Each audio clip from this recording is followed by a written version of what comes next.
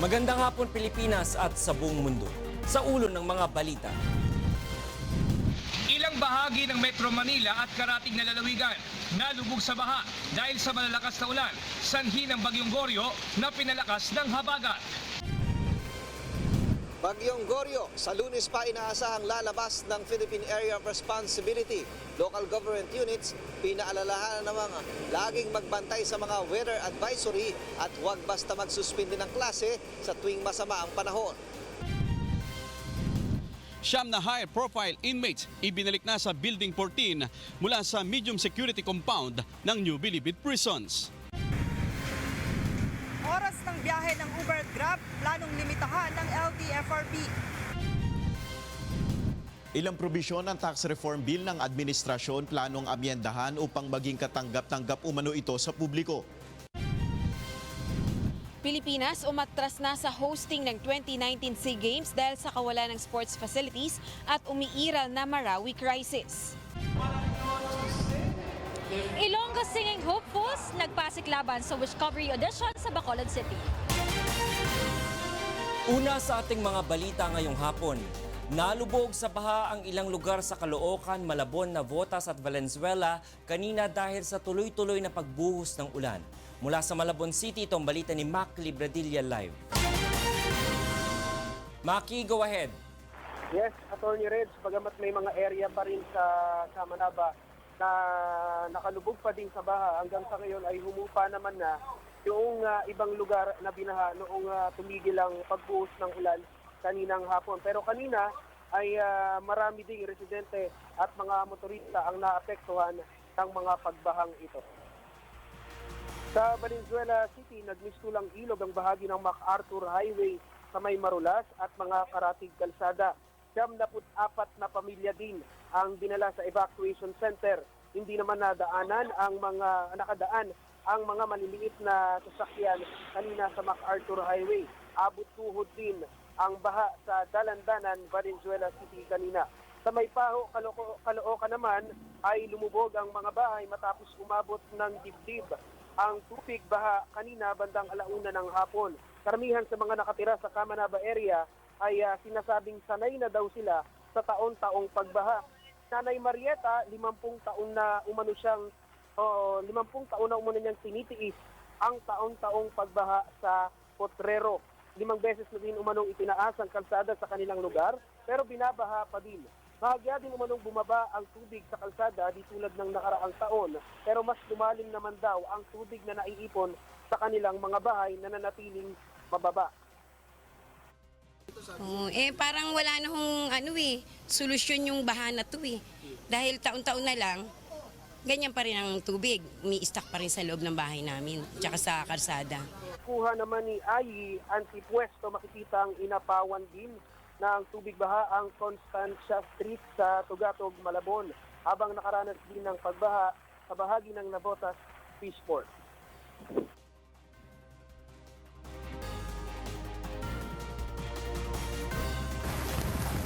Attorney Reg, payo ng mga rescuer natin na nakausap dito sa barangay, kapag ka nakakaranas ng mga ganong pagbaha ay wag na daw intayin na umapaw pa yung mas tumaas pa yung tubig bago sila lumikas. Ang maganda daw na gawin dyan ay itaas na yung mga gamit at dalhin yung mga importanteng mga dokumento na kailangan nila at saka dumiretso doon sa mga barangay at mga evacuation center para sa kanilang mga kaligtasan. Attorney Reg.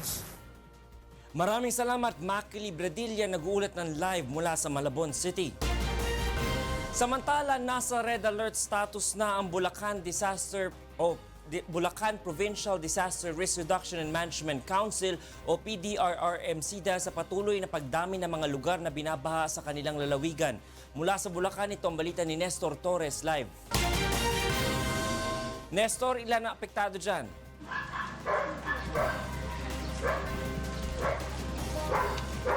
Yes, Attorney Reg, magandang hapon. Ilang bahagi sa Bulacan ang lubog sa tubig baha dahil sa patuloy na pagbuhos ng ulan dulot ng Bagyong Goryo na pinalakas ng habagat. Ayon sa Bulacan Provincial Disaster Risk Reduction and Management Council, ang mga apektadong bayan ay ang Marilao, Maykawayan, Kalumpit at Tagunoy. Sa Marilao hanggang hita na ang baha na naranasan sa Barangay Tabing Ilog at Ibayo, habang ilang sasakyan naman ang na-stranded sa MacArthur Highway. Sa Maykawayan City naman, nasa 3 to 4 feet ang baha sa Villa Samanta at Soriete Road sa Barangay Kaingin. 7 barangay sa Agunoy ang hanggang binti naman ang baha at ang mga ito ay Barangay San Jose, Santa Monica, Santo Rosario, Sagrada, San Pascual, San Nicolas at Santo Niño. Sa Kalumpit naman, 8 barangay ang apektado ng baha, kabilang ang Barangay Sapang Bayan, Gatbuca, Frances, San Miguel, Calison, Bukasan at ang Santa Lucia at Gugo. Ayon sa PDRMC, maliban sa malakas na ulan, nakapagdulot din ng pagbaha ang high tide at pagpapakawala ng tubig mula sa Busos Dam. Sa kabila nito, wala pa namang napapaulat ang ahensya ng mga lumikas na residente.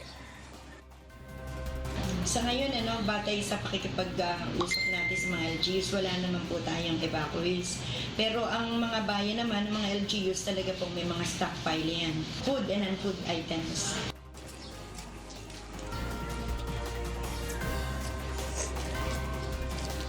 Kaalisabay nito, nasa red alert status na rin ang PDRMC upang agad na makaresponde sa pinsalang maaaring idulot ng bagyo sa lalawigan.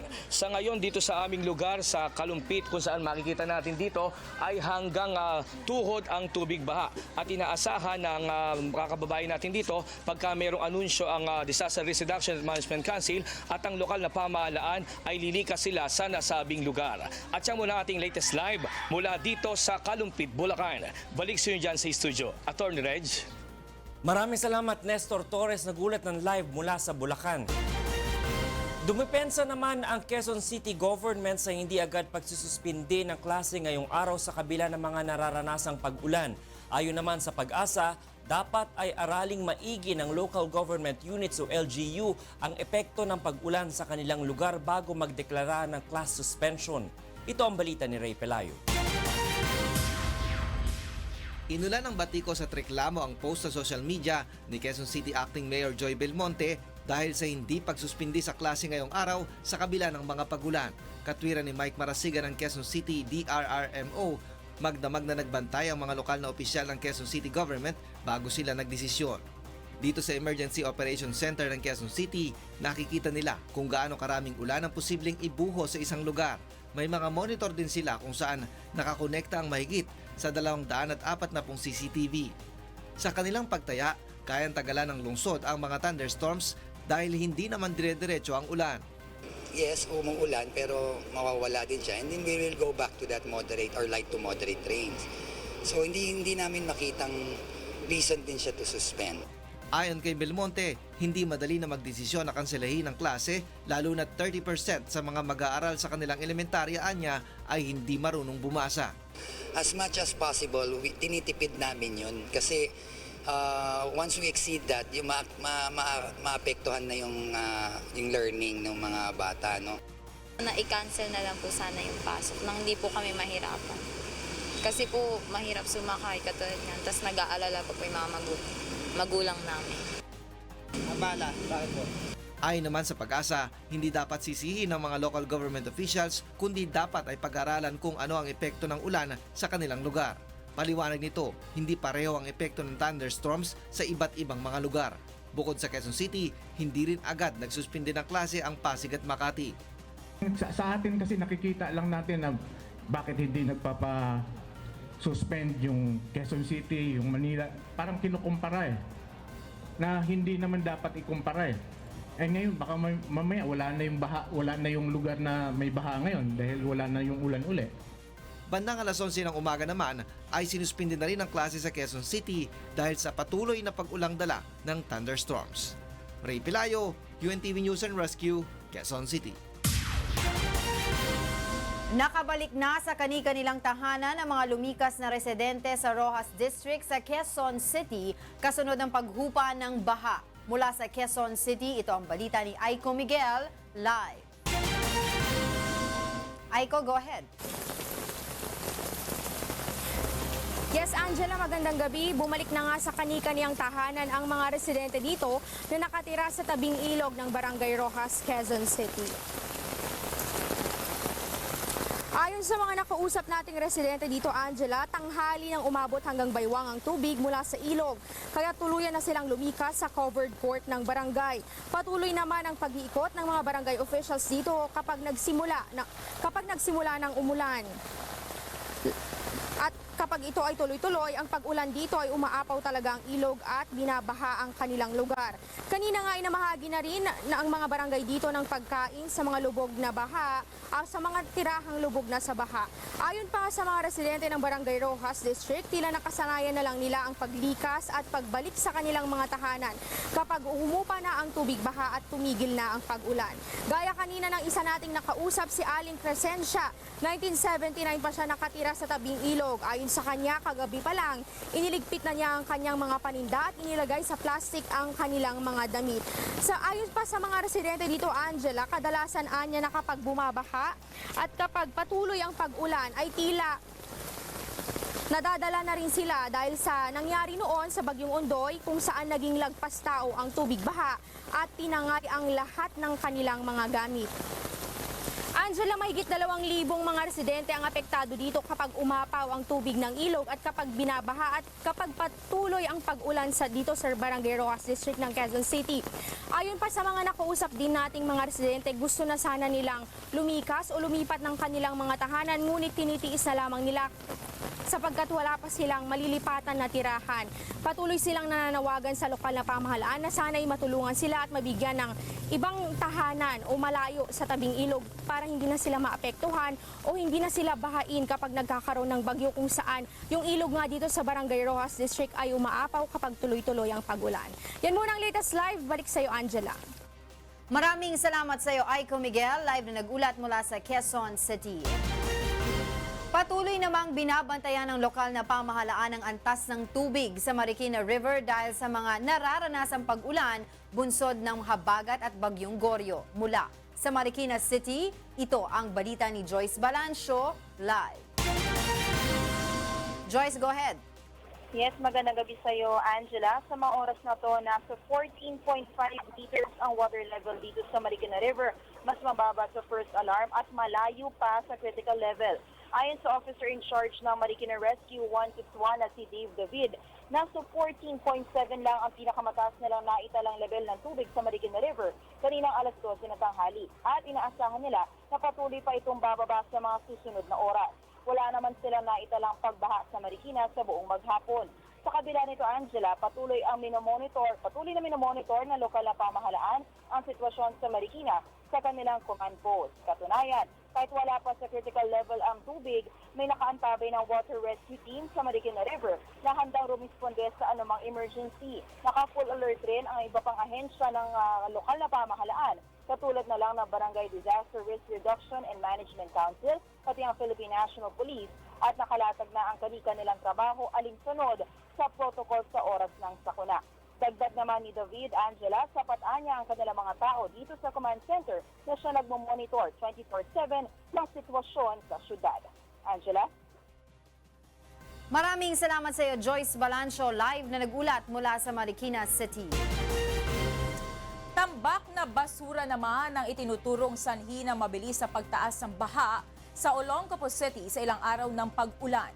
Sa isinagawang clearing operation sa mga drainage at kanal, bumungad ang mga basurang nakabara sa mga daluyan ng tubig gaya ng plastic at styrofoam.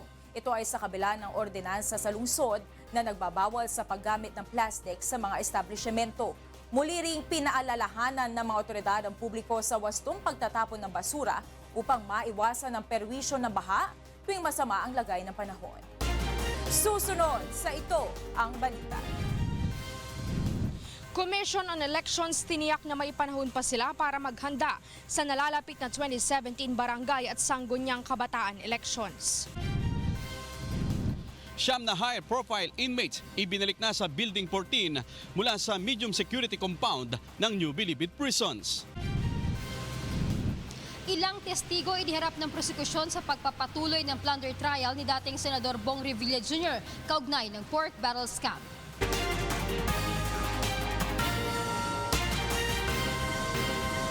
Hindi nakakwestiyonin ng tinaguriang Magnificent Seven ng Kamara ang 150-day extension ng martial law sa Mindanao. Ayon kay Albay Representative Edsa Lagman, hindi nila nakikita na papabora ng Supreme Court ang petisyon dahil sa naunang pagtanggi nito na nagpasya sa 2 mandamus cases laban sa Kongreso. Hindi naman sila magdadalawang isip na gumawa ng mga legal na hakbang sakaling may makikitang pang-aabuso ng militar. Gayon din kung hindi agad babawiin ang deklarasyon oras na matapos na ang gulo sa Marawi City. Sa ibang balita, nagpresenta na ng mga testigo ang prosekusyon laban kay dating Senador Bong Revilla Jr. kaugnay ng kinakaharap nitong kasong plunder sa Sandigan Bayan. Ito ang balita ni Grace Casin. Mariing itinanggi ng mga lokal na opisyal at residente ng lalawigan ng Quezon na sila ang pumirma sa Certificate of Acceptance at Acknowledgement Receipt ng livelihood projects mula sa Priority Development Assistance Fund ni dating Senador Bong Revilla Jr. Kabilang sa tumayong testigo ng prosekusyon sa pagdinig kanina, sina Quirino Vice Governor Mary Calaluan, dating alkalde ng Difun, Quezon, at ang kasalukuyang Register Officer 1 ng Atimonan, Quezon na si Jeanien Cervantes. Anila hindi sila tumanggap para sa kanilang probinsya ng PDAF projects ng mambabatas. Pinabulaanan din ng 2 residente ng Quezon na lagdan nila ang nakasaad sa isang dokumento bilang benepisyaryo umano ng agricultural kits. Ayon naman kay Revilla, hindi niya masisisi ang mga testigong humarap sa korte dahil kapwa lamang ginamit ang kanilang pangalan sa katiwalian. Alam natin biktima sila. Biktima rin ako eh. Dapat managot dito kung sino yung dapat managot. Kung ghost project ito, sino yun? Sino yung nagpeke ng signature namin? Naiinip na rin ang dating senador sa tagal ng pag-usad ng kaso. Sino yung may kagagawan? Dapat yun ang managot. Not me. 3 years na po ako nakakulong. Yun ang masakit dito. Si Revilla inaakusahan ng umano'y pagbubulsa ng 224.5 million pesos kickbacks mula sa kanyang pork barrel at kasalukuyang nakakulong sa custodial center sa Camp Crame.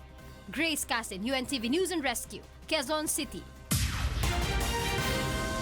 Ibinalik na sa maximum security ang 9 na high-profile inmates na inilipat sa medium security compound ng New Bilibid Prisons o NBP.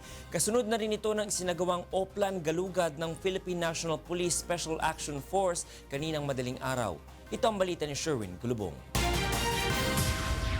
Sinuyod ng PIDEA at CIDG kasama ang mahigit 300 mga bagong miyembro ng Police Special Action Force na nakabantay sa New Bilibid Prisons ang medium at maximum security compound. Nakumpiska rito ang ilang kontrabando gaya ng mga cellphone, patalim at hinihinalang mga iligal na droga. Katulad po nung sa maximum ay iba-iba po yung mga pinapagkuhanan. Yung iba nakatago talaga, yung iba naman nakikita lang sa loob ng mga selda nila. Layo ng Oplan Galugad na alisin ang lahat ng mga ipinagbabawal na bagay sa kulungan, kasunod na rin ang ulat ng muling pagbalik ng illegal drug trading sa loob ng Bilibid. Sinasabi ring sangkot dito ang ilang dating nagbabantay na SAP troopers kaya pinalitan sila ng bagong contingent. Muli ring ibinalik sa Building 14 kanina ang 9 na high-profile inmates na unang napaulat na inilipat sa medium security. Isinakay sa PNP coaster ang mga inmate na kinilalang sina Vicente C., Rico Caja, Benjamin Marcelo, Sam Lichua, Peter Co, Hans Anton Tan, Joel Capones, Jojo Baligad at Jose Chua. I cannot confirm kung meron pa pong naiwan pero siyam lang po talaga yung sinabi sa amin na kailangang ilipat. From Superintendent Roberto Rabo, pabalik po ng Building 14. Ayon sa Bureau of Corrections, noong buwan ng Marso, nalipat sa medium security ang high-profile inmates nang wala umanong kaukulang permiso mula sa Department of Justice. Unang-una, hindi malinaw kung bakit yung mga high-profile drug lords na yan ay nilipat from Building 14 to at saka from maximum nilipat to medium. Kasi yung ang lipat is within the penitentiary, NBP, hindi na yan sinasangguni sa akin. Walang approval sa akin yan. Kumpiyansa naman si Secretary Aguirre na hindi babaliktad ang mga tinaguriang Bilibid-19 sa kanilang mga naging pahayag laban kay Secretary Laila De Lima ngayong ibinalik na sila sa maximum compound ng NBP. Sherwin Kulubong, UNTV News and Rescue, Muntinlupa City. Itinanggi ni Justice Secretary Vitaliano Aguirre II na may nangyaring cover-up sa kasong pagpatay kay Albuera Leyte Mayor Rolando Espinosa Sr. Ito ang balita ni Roderick Mendoza. Wala umanong pinagtatakpan ng Department of Justice sa pagkakapatay kay Albuera Leyte Mayor Rolando Espinosa Sr. Sagot ito ni Justice Secretary Vitaliano Aguirre sa pahayag ng ilang senador sa pagdinig kahapon na tila may cover-up sa kaso ng alkalde matapos ibaba sa homicide ang kaso. Nakapagpiyansa at balik serbisyo na ang mga dating tauhan ng PNP CIDG Region 8 na lumusob sa selda ni Espinosa at nakapatay dito sa pangunguna ni Police Superintendent Marvin Marcos. Everybody is entitled to his own opinion. But so far as I know, walang cover-up dyan. Nanindigan din ang kalihim sa pasya ng DOJ na ibaba sa homicide ang kaso laban kina Marcos. Hindi naman anya ibig sabihin na may sabwatan ay talagang sinadya na ang pagpatay sa alkalde. Premeditation is different from conspiracy. And even assuming that there is premeditation, ang premeditation would not qualify the crime of homicide to murder unless the premeditation is evident. Hindi rin anya kakatuwa na nabaliktad ang resolusyon ng piskal sa kaso. Batay sa findings ng prosecutor na unang nag-imbestiga sa kaso, sinadya ang pagpatay kay Espinosa kaya kinasuhan ng murder ang mga pulis. Ganito rin ang naging resulta ng investigasyon ng NBI. Sometimes the resolution of the NPS is affirmed, sometimes it's reversed. So natural lamang yun. Roderick Mendoza, UNTV News and Rescue, Manila. Tinanggap na ng Philippine Air Force ang 2 aircraft mula sa Amerika na maaari nilang magamit sa pagpapatrolya mula sa Villamor Air Base sa Pasay City. Ito ang balita ni Lea Ilagan, live. Lea, go ahead. Angela, magandang gabi sa'yo. Libre ang 2 aircraft na natanggap ngayon ng Philippine Air Force mula sa Amerika bilang donasyon. Mismo si U.S. Ambassador to the Philippines, Sung Kim, at Defense Secretary Delphine Lorenzana ang nanguna sa turnover ceremony sa 2 Cessna C-208B plane dito sa Villamor Air Base. Ayon kay Defense Secretary Delphine Lorenzana, gagamitin sa intelligence, surveillance at reconnaissance ang 2 eroplano. Bukod sa counter-terrorism, ay magagamit din ang 2 aircraft sa pagsasagawa ng internal security operations, humanitarian assistance, disaster relief at law enforcement. May kakayahan din aniya itong kumuha ng mga litrato at magsagawa ng detalyadong survey sa isang lugar, partikular na sa karagatan upang bantayan ang mga barkong pumapasok sa teritoryo ng bansa. Sinabi pa nito na ang 300 Air Intelligence and Security Group ang gagamit nito sa pagpapatrolya sa Sulu Sea, West Philippine Sea at Benham Rise. Ayon kay U.S. Ambassador to the Philippines, Sung Kim, ang donasyon ay bahagi ng Grand Mutual Defense Treaty ng Amerika at Pilipinas. Ang Cessna C-208B aircraft ay may modern at sophisticated camera at receiver. May capacity na 2 piloto at 2 sensor operators. May maximum endurance na 5 hours and 30 minutes. Maximum gross weight na 4,011 kilograms. Speed na 324 kilometers per hour. At fuel capacity na 1,283 liters. At nagkakahalaga ito ng 1.6 billion pesos. Balik sa iyo, Angela. Maraming salamat sa iyo, Lea Ilagan, live na nagulat mula sa Villamor Air Base sa Pasay City. Iginiit ng Malacanang na walang halong politika ang panukala ng administrasyon na buwagin na ang Presidential Commission on Good Government o PCGG. Ito ang balita ni Rosalie Coz. Ipinagtanggol ng Malacanang ang panukala ng Duterte administration na buwagin ang mga ahensya ng pamahalaan sa ilalim ng executive branch na wala ng kabuluhan o may kahalintulad na pananagutan. Isa na rito ang Presidential Commission on Good Government o PCGG.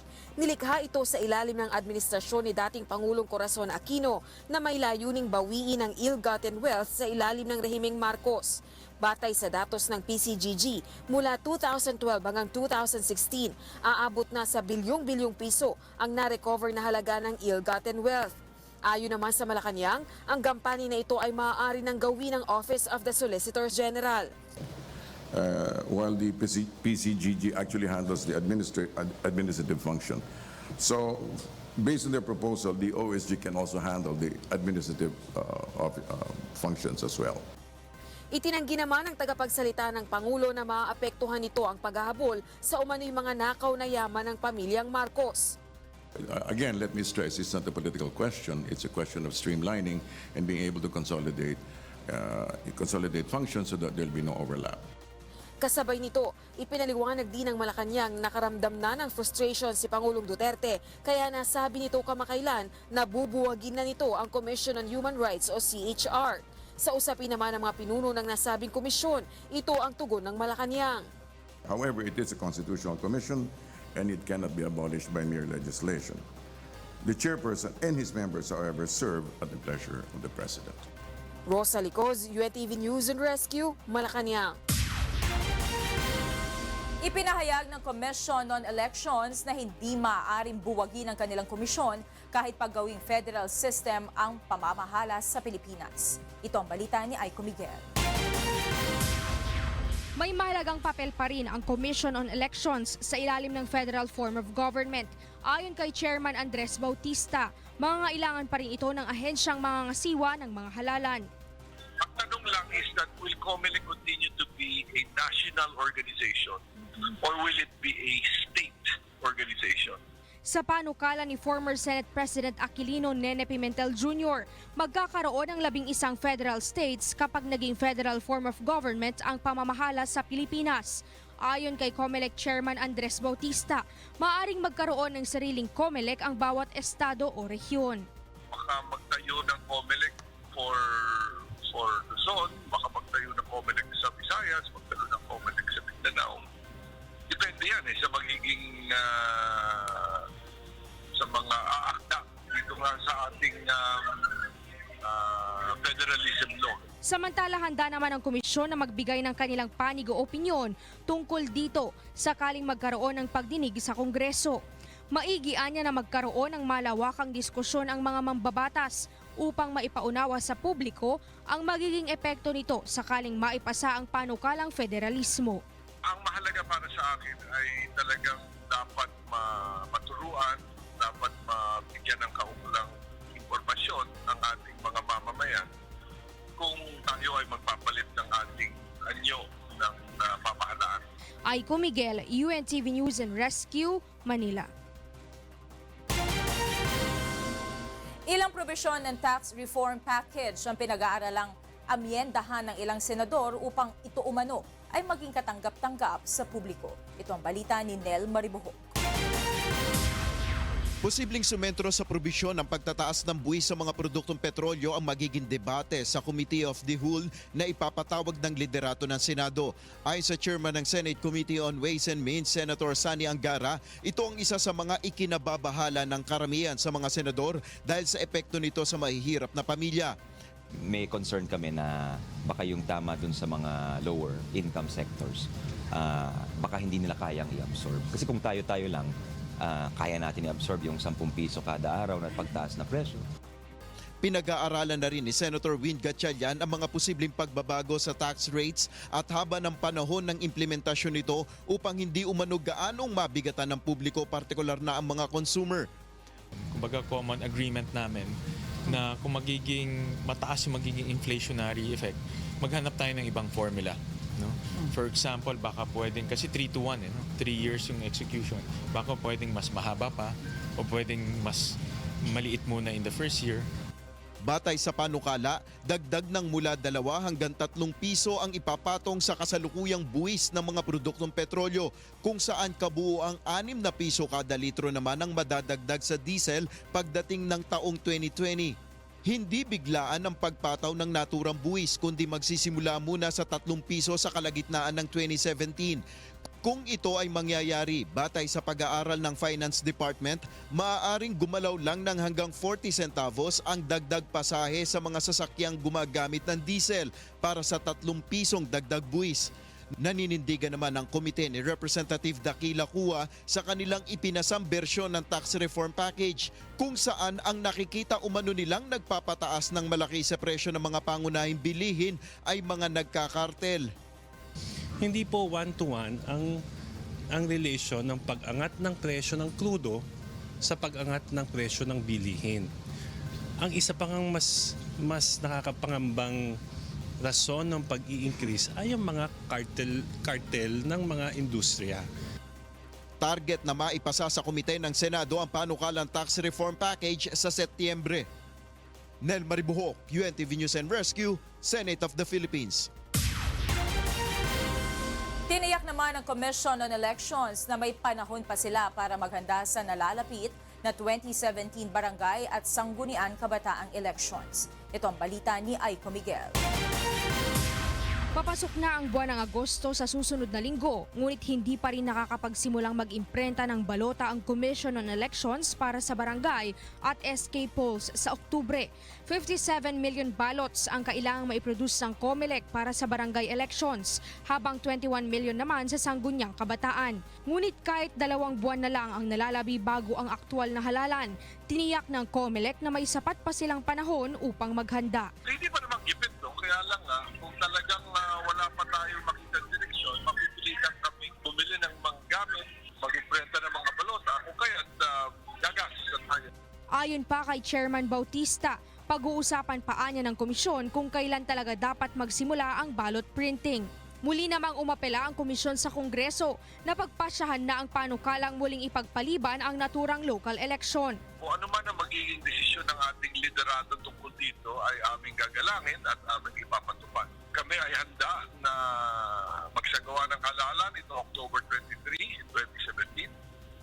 Tinatayang 6 billion pesos ang nakalaang pondo ng COMELEC para sa October polls. Samantala, bukas naman ang COMELEC sa ideyang huwag munang ituloy ang eleksyon sa mga lugar na apektado pa rin ng armed conflict sa Mindanao, partikular na sa Marawi City. Aiko Miguel, UNTV News and Rescue, Manila.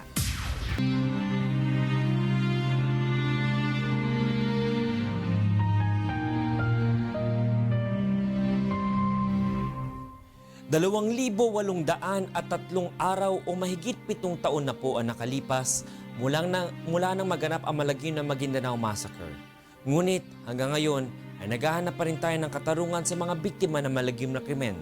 At sa tila madilim na hinaharap ng kaso, hindi po bibitiw ang UNTV sa labang ito hanggang makamit ang katarungan hindi lamang para sa aming 4 na kasamahan, kundi sa lahat ng mga biktima ng karumal-dumal na pamamaslang. Susunod sa ito ang balita. Oras ng biyahe ng Uber at Grab, planong limitahan ng LTFRB. Pilipinas umatras na sa hosting ng 2019 SEA Games dahil sa kawalan ng sports facilities at umiiral na Marawi crisis. Ilonggo Singing Hopefuls nagpasiklaban sa Discovery Audition sa Bacolod City.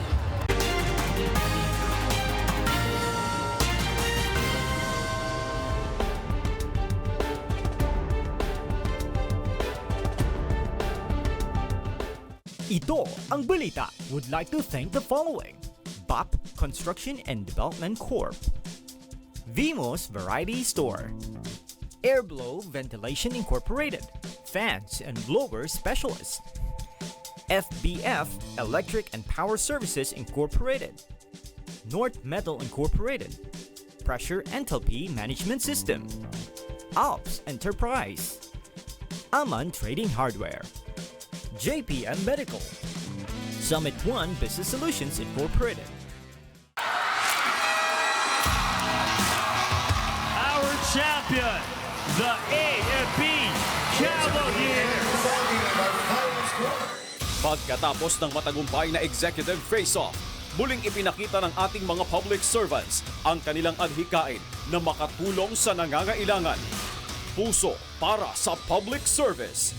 Ating balikan ang ilang exciting games ng UNTV Cup Executive Face-Off tuwing linggo, 5:00 ng hapon, dito lamang sa Liga ng Public Servants.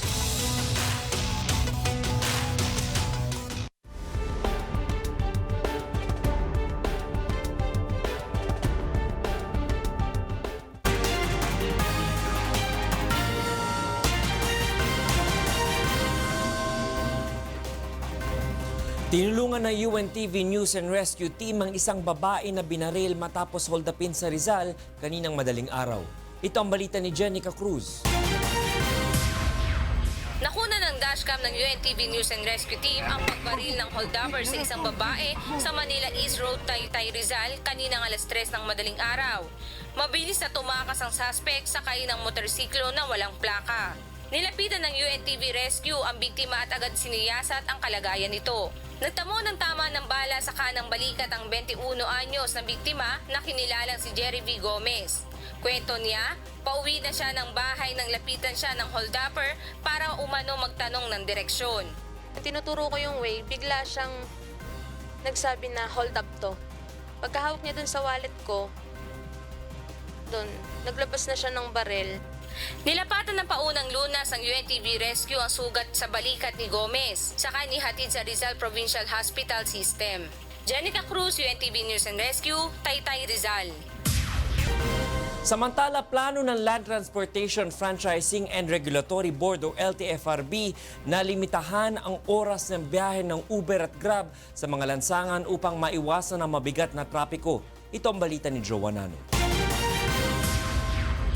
Muling nagpulong kahapon ang Technical Working Committee ng Land Transportation Franchising and Regulatory Board kasama ang mga kinatawan ng mga transport network companies. Iprinisinta ng Uber, Grab at UHOP sa LTFRB ang sistema ng kanilang operasyon gaya ng accreditation sa mga driver, batayan sa pamasahe at bilang ng mga TNVS na bumabiyahe sa isang partikular na oras. Bunsod nito, pinag-aaralan ngayon ng LTFRB na limitahan ang oras ng pagbiyahe ng Uber at Grab sa mga kalsada upang hindi maaksaya ang prangkisa na ibibigay sa mga ito at mabawasan rin ang bilang ng mga sasakyang bumabiyahe sa mga lansangan na nagdudulot ng mabigat na trapiko. So pinag-aaralan namin na if ever we will grant franchises, we will put in minimum number of hours na dapat online kayo. Kasi nga, kung bibigyan namin kayo ng prangkisa at 2 hours lang kayo ng isang week, sayang naman yung prangkisang binigay ng gobyerno sa inyo. Bigay na lang natin sa iba na willing to serve yung minimum number of hours. Isang paraan din aniya ito upang maialis ang sistema ng ilang mga driver na bumabiyahe lamang sa mga oras na mas mataas ang presyo ng pamasahe.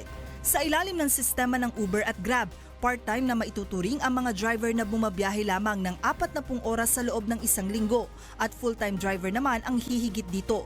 Hindi naman sang-ayon sa panukalang ito ang ilang grupo ng mga driver. Hindi po okay sa amin dahil ang sa amin kasi lalo na kinuha namin yung sasakyan, may monthly amortization kami. At the same time, siyempre, pangbuhay din sa pamilya namin. Kung lalagyan nilang limit, mas maganda. O di, to make it fair, lahat yun. Yung express taxi, may limit na rin. Ipinade-deactivate na rin ng LTFRB sa Uber at Grab ang lahat ng mga TNVS na hindi regular na bumabiyahe at mga driver na na-accredit ngayong buwan ng Hulyo. Subalit hindi pa naisa sa pinal ng LTFRB ang mga kondisyon na pagbabatayan ng isang inactive na TNVS.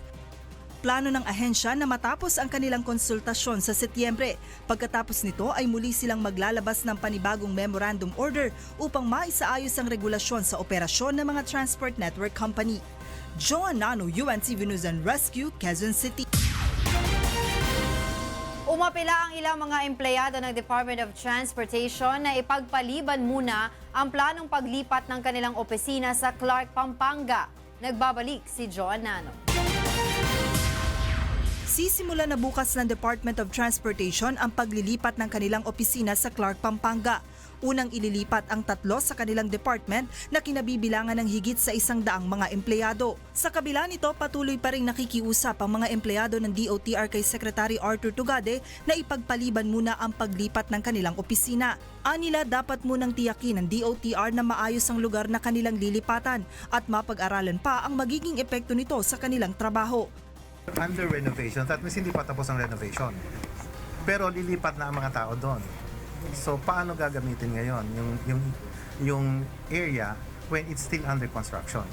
Inirereklamo nila ang umano'y kawalan ng maayos na konsultasyon sa mga empleyado bago pa nabuo ang naturang plano.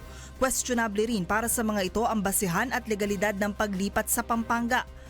Is there a written pronouncement by the President regarding creation of a government center outside Metro Manila, specifically Clark? The recent SONA of the President did not mention any policy on the transfer of any government office despite its recognition of EDSA as a traffic problem. Ayon sa kanila, labis na magiging pahirap ang gagawing paglipat kung saan kakailanganin nila umanong gumising ng alas 3 ng umaga araw-araw para lamang makapasok sa trabaho. Plano ng mga empleyado na ipaabot ang kanilang mga hinaing sa Pangulo sa pagbabakas sakaling hindi matuloy ang paglipat ng DOTR. Una nang sinabi ng ahensya na may mga nakahanda na silang sistema para sa paghahatid sundo ng kanilang mga empleyado mula Metro Manila patungong Pampanga. Gayon din ang pagpapatupad ng 4 na araw na pasok sa trabaho at flexi-time schedule sa mga empleyado. Ang nasabing paglipat ng DOTR sa Pampanga ay isa sa mga hakbang na naisip ng ahensya na makatutulong upang maibsan ang trapiko at labis na pagsisiksikan sa Metro Manila. Joanna Ano, UNTV News and Rescue, Pasig City. Inirekomenda ng Philippine Sports Commission na kanselahin ang hosting ng Pilipinas sa 2019 Southeast Asian Games dahil sa Marawi crisis, kakulangan ng sports facilities at mga kontrobersiyang kinakaharap ng Philippine Olympics Committee. Ito ang balita ni Rosalie Cruz. Hindi lang ang nangyayaring kaguluhan sa Marawi City ang dahilan kung bakit nirerekomenda ng Philippine Sports Commission na kanselahin ang pag-host ng Pilipinas sa Southeast Asian Games sa taong 2019. Bukod dito, kulang ang mga pasilidad pang sports at may mga hindi pa naaayos na usapin ng Philippine Olympics Committee. Halimbawa rito ay ang ine-issue ng Commission on Audit na Notice of Disallowance na higit 27 milyong piso dahil nakakita ito ng irregularidad kontra POC nang mag-host ang Pilipinas sa 2005 SEA Games. There are many areas na mag-ayos kami ng facilities. Then pangatlo, I think meron pang mga bagay-bagay na dapat ayusin din sa POC.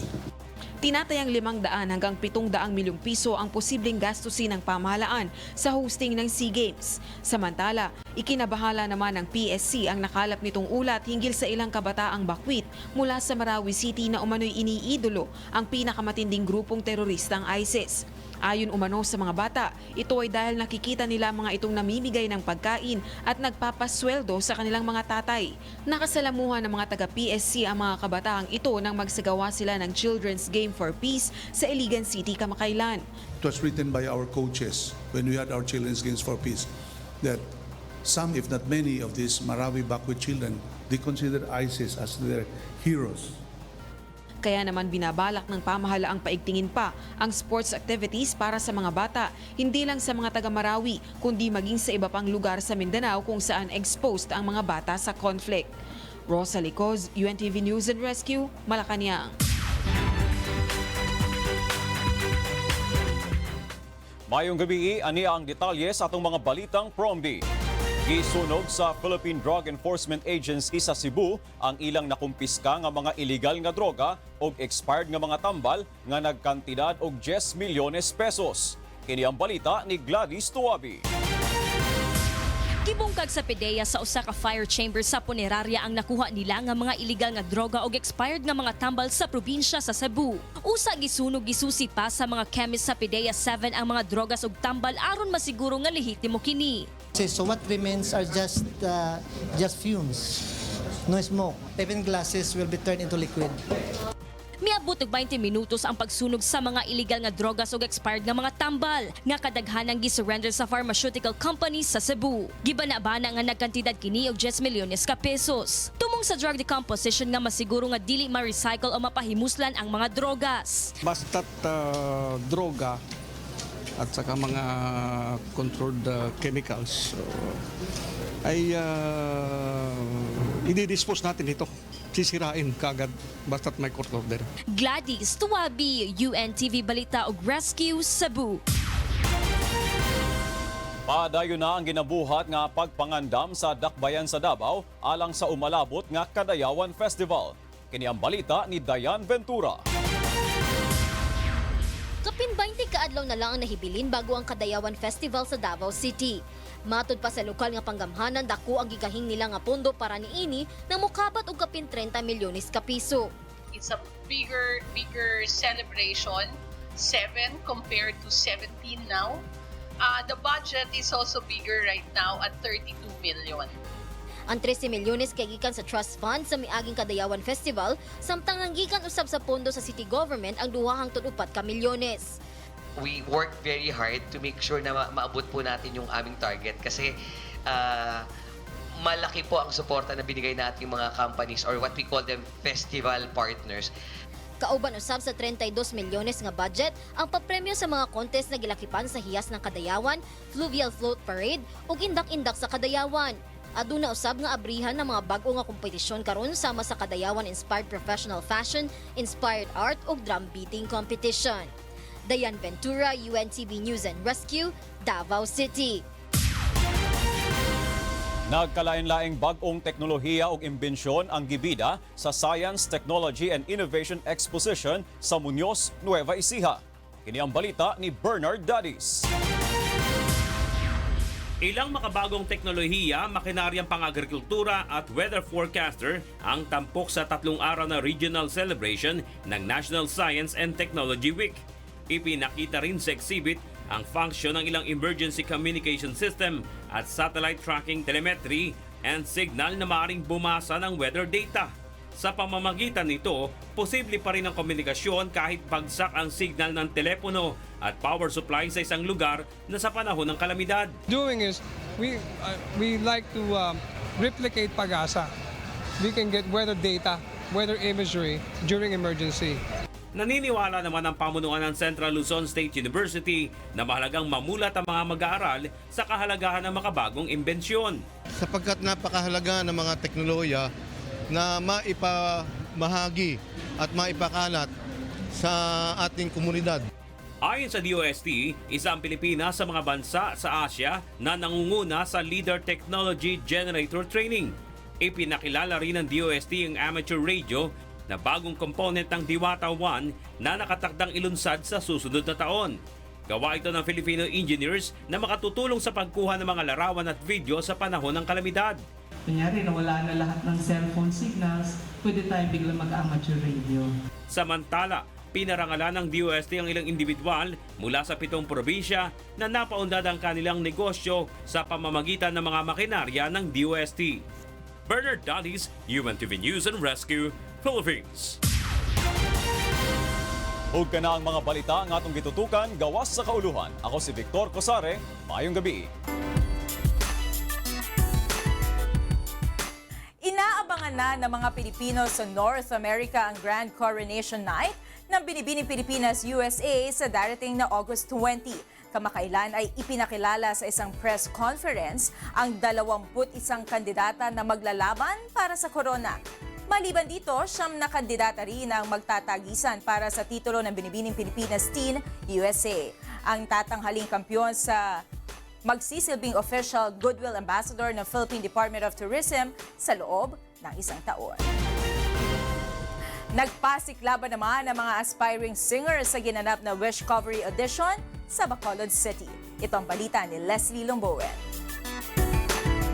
Mula sa Luzon, sinamahan natin ang Discovery Team sa dako ng Visayas para tuklasin ang angking talento ng mga Ilonggo. Ang first stop ang capital ng Negros Occidental, ang syudad ng Bacolod. Tinaguriang The City of Smiles. Kaya naman puro masasayang mukha ang nabungaran natin sa isinagawang Wishcovery On-Ground Edition sa Bacolod City. Hindi rin maitatago na nag-enjoy ang mga Ilonggo sa mga performance ng mga aspiring singer.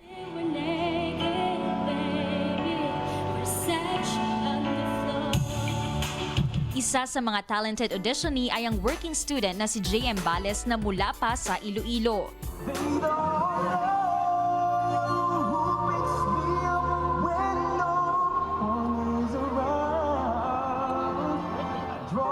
Ginawan pa ng paraan ni JM ang makarating sa Bacolod upang makapag-audition. Actually, examination week namin ngayon. Kaso, siyempre gustong-gusto ko talaga kumanta at maka-perform sa stage, yun. Pangarap ko talaga ito. So, nag-take ako exam ahead of the prelim dates. Nagtiyaga ring pumila sa Wishcovery Edition sa kabila ng busy schedule ang businesswoman na si Pauline Barrientos. Muling nagbabalik ngayon sa pag-awit si Pauline matapos matigil ng ilang taon dahil kinailangan niyang pagtuunan ng pansin ang kanyang pag-aaral.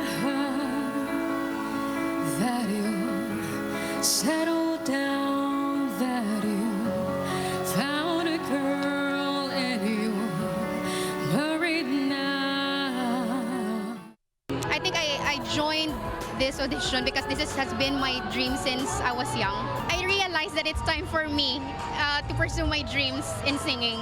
Masaya naman ang mga taga-Bacolod na mabigyan sila ng Wish 1075 ng pagkakataong maipamalas ang kanilang talento. It was a great experience though because Bacolodans have given the chance to go up on the stage and get some maging part ng isang wish.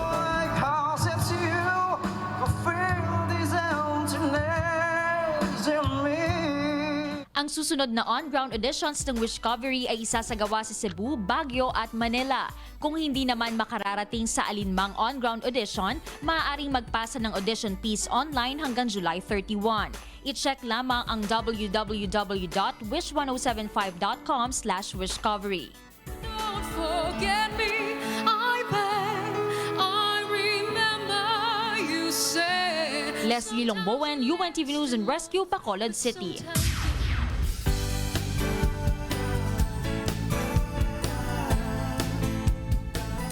Tumulong ang Members Church of God International o MCGI sa pagbibigay ng ligaya sa mga tinatawag na kids with special needs sa Los Angeles, California.